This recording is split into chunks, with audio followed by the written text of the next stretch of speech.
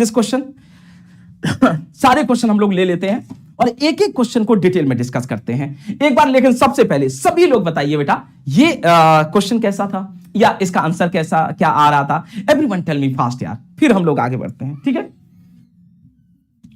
जल्दी से everyone tell me fast, क्या आंसर आ रहा था इसका?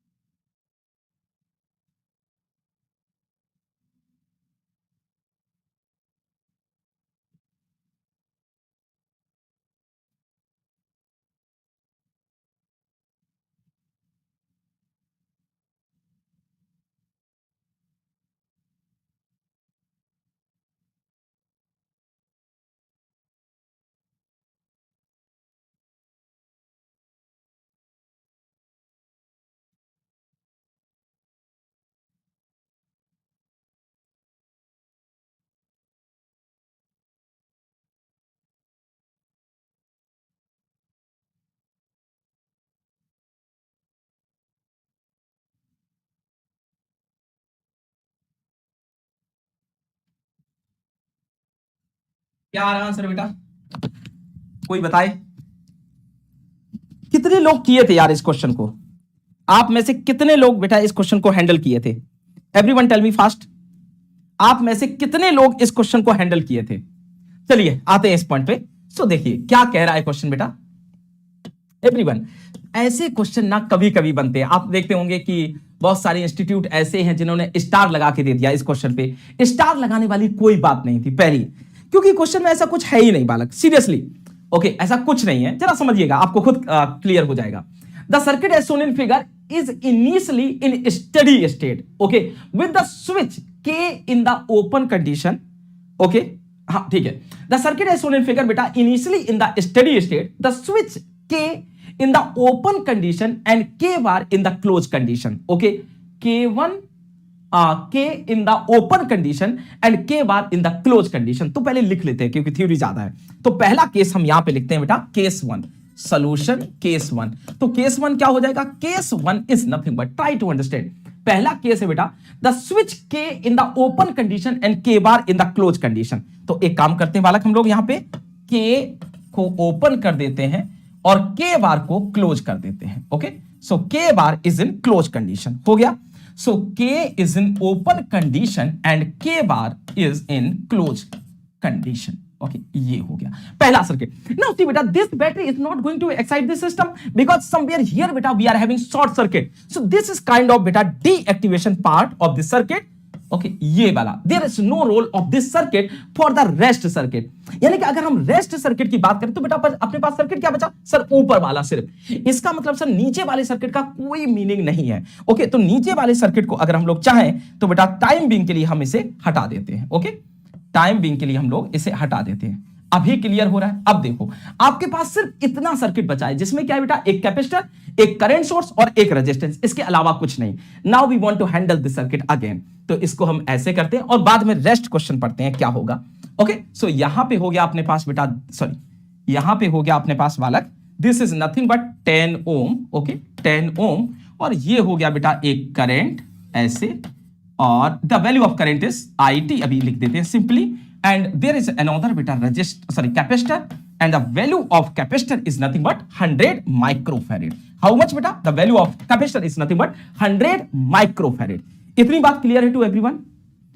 सभी लोग बोलते रहे बेटा इतनी बात क्लियर है टू एवरीवन? पक्का कोई डाउट नहीं है? पक्का कोई डाउट नहीं है?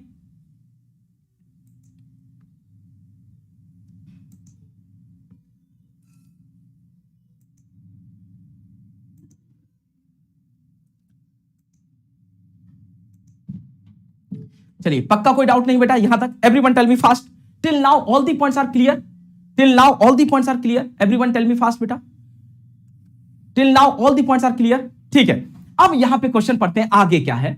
आगे कुछ ऐसा लिखा हुआ बेटा, when k is closed and k bar is open. ध्यान सुनना बेटा, एक पहली कंडीशन हो गई। Second condition, I want to increase this size. देखो पहला कंडीशन क्या, when switch k in open circuit k bar is close condition. Now the switch k is closed and k bar is open. उल्टी condition हुई, simultaneously at the instant of time t equal to t1 where t1 is greater than 0, the minimum value of t1 in millisecond such that there is no transient in the voltage across the 100 microfarad capacitor. कोई transient नहीं होना चाहिए। अब मैं आपसे एक question ऐसा करता हूं, जरा ध्यान से समझिए कि अगर मैंने आपसे ये कहा बेटा कि वी आर हैविंग एक क्वेश्चन यहां पे मैं बना लेता हूं अलग से कि वी आर हैविंग बेटा G one circuit in this fashion, okay, R and C, and this is the excitation of 10 volt. Okay, this switch is going to be closed at equal to 0 R, and this is your capacitor. Okay, now this capacitor has some charge. Okay, VC. अब इसको हमने मान लिया initial voltage. अब मैं आपसे question कर रहा हूं, क्या आप मुझे बता सकते हो VC की किस वैल्यू पे इस सिस्टम में कोई ट्रांजिएंट नहीं आएगा? सो एट व्हाट वैल्यू ऑफ, ध्यान देना बेटा, at what value of VC is 0 minus, okay, VC 0 minus मैंने लिख दिया, VC 0 minus, there will be no transient,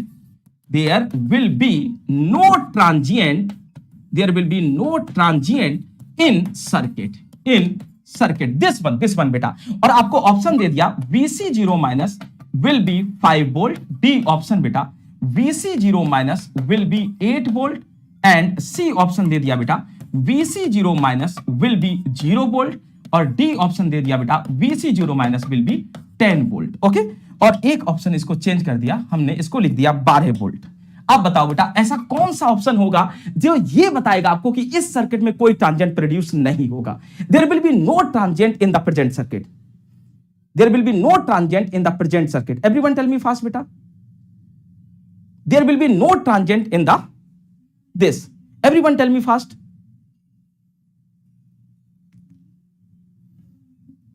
everyone tell me fast बेटा, क्या होना चाहिए? तो देखो आप क्या कहोगे, सर अगर हम यहां पे देखें तो स्टेडी स्टेट में इसके पास कितना वोल्टेज पहुंचेगा? Sir 10 volt. तो अगर 10 से इसे इनिशियली चार्ज कर दें तो इसका मतलब क्या होगा सर, 10 से इसे इनिशियली चार्ज कर दें, then there will be no transient in the circuit. यार कभी इसमें कोई ट्रांजिएंट आएगा नहीं, इवन पहले से स्टेडी स्टेट है तो स्विच का कोई फर्क नहीं पड़ेगा। अगर यही काम हम यहां पे कर दें तो क्या होगा, जरा समझिए, अगर यही काम यहां पे कर दें तो क्या होगा? तो देखो बेटा पहला पॉइंट ये है कि हमें ऐसा स्विच का मूवमेंट करना है कि ये स्विच किसी टाइम टी, बहुत ध्यान समझना, ये स्विच किसी टाइम t1 पे क्या हो बेटा, क्लोज हो, और ये स्विच किसी टाइम t1 पे क्या हो, ओपन हो साइमल्टेनियसली। लेकिन ऐसी स्थिति हो कि जब ये क्लोज हो और ये ओपन हो तो इसमें कोई ट्रांजिएंट ना आए।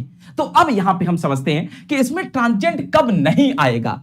इस सर्किट को हमने बाहर निकाला और इसको ऐसे देखा कि sir this circuit will look like something, one capacitor, another बेटा resistance, plus minus 5 volt battery, and somewhere here बेटा we are having this switch, okay, like this. अब वो कह रहे बेटा इसको क्लोज करो, इसको ओपन करो, तो इसको क्लोज किया, इसको ओपन करेंगे तो कोई मतलब नहीं, ये आ गया। Now this is your capacitor, ये हो गया बेटा 10 ओम, ये हो गया प्लस माइनस 5 वोल्ट। अब जरा देखो स्टेडी स्टेट में ये कैपेसिटर कितने से चार्ज होगा। अगर हम ये कह देते बेटा कि ये कैपेसिटर इनिशियली अनचार्ज है तो स्टेडी स्टेट में डीसी सप्लाई से कितना चार्ज होता, 5 वोल्ट। तो इसका मतलब सर अगर हम कैपेसिटर को 5 वोल्ट से ही चार्ज कर दें पहले से, तो जैसे ही आप इस स्विच को ओपन करोगे, सॉरी इस स्विच को क्लोज करोगे, इसे ओपन करोगे, there will be no transient in the capacitor, क्योंकि ऑलरेडी कैपेसिटर कितने वोल्टेज से चार्ज है, 5 वोल्ट से। This is the only way to handle this question. अभी बताओ क्लियर है? भाई बेटा अगर हम कैपेसिटर को उतने ही वोल्ट से इनिशियली चार्ज कर दें तो डेफिनेटली बेटा कैपेसिटर में कोई ट्रांजिएंट नहीं आएगा। अब वो ये कह रहा था कि sir T equal to T1 पे हम इस स्विच को क्लोज कर रहे हैं, इसे ओपन कर रहे हैं इस कंडीशन के साथ कि कैपेसिटर में कोई ट्रांजिएंट ना हो। तो इसके लिए सबसे पहले हमने कैपेसिटर का steady state voltage DC circuit की हेल्प से जानना था। तो ये आ रहा है बेटा 5 वोल्ट। अब हमारा काम है कि कैपेसिटर पहले से 5 वोल्ट से चार्ज हो तो कोई ट्रांजिएंट नहीं आएगा। इसी चीज को फॉलो करने के लिए हम यहां आ गए सबसे पहले। ओके, तो सबसे पहले हमने कैपेसिटर वोल्टेज निकाला फर्स्ट केस में जब बेटा ये स्विच ओपन है और ये क्लोज है। ओके, तो कितना आएगा जरा फटाक से बताओ। तो यहां पे हम ऐसा लिख दे बेटा this is nothing but ICT current. So current division rule लगा देते हैं और आईटी की वैल्यू क्या है बेटा, आईटी की value is given already 1 sin 1000t 1 sin 1000t ampere. ये देखो लिखा हुआ है 1 sin 1000t एम्पियर। ये रहा बेटा 1 sin 1000t एम्पियर, ये लिख लिया हम लोगों ने। तो ओमेगा की वैल्यू क्या हो गई, so therefore sir omega is equal to 1000। Okay, omega equal to 1000. So what will be the xc? Xc sir is minus j by omega c. So minus j by omega is 1000 and beta c is 100 micro.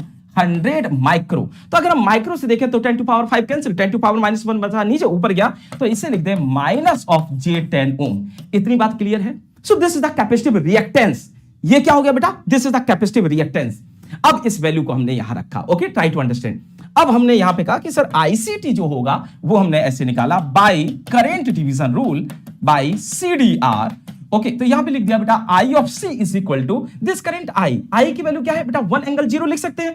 तो 1 angle 0 into opposite admittance और sorry opposite impedance 10 divided by बेटा this current you want to calculate. So this current into opposite impedance divided by overall. तो ये लिख दें 10 minus 10 j. Okay, I think बेटा now IC की value क्या आएगी, सॉल्व करो इसे। So 10 by 10 minus j10।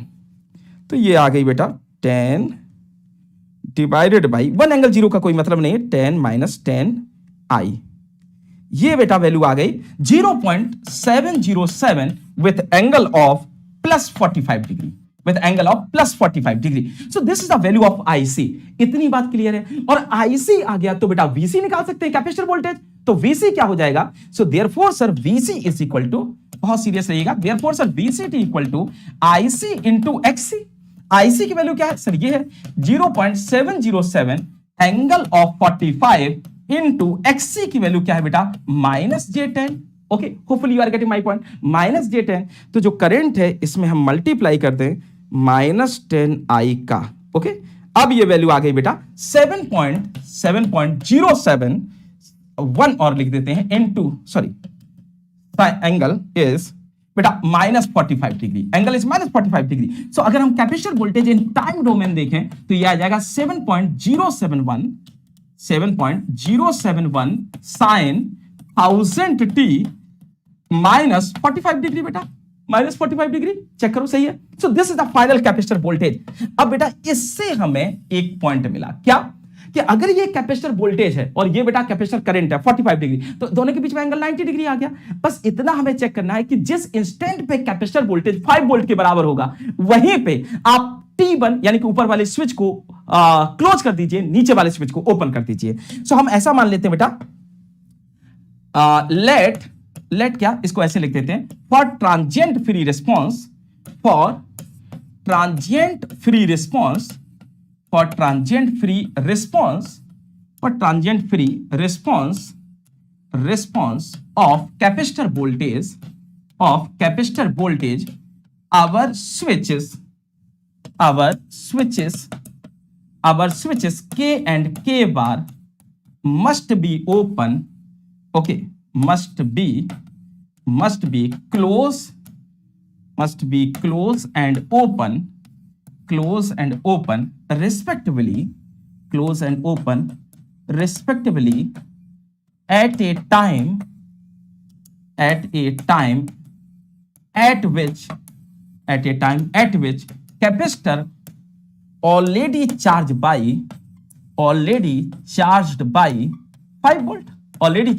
5 volt।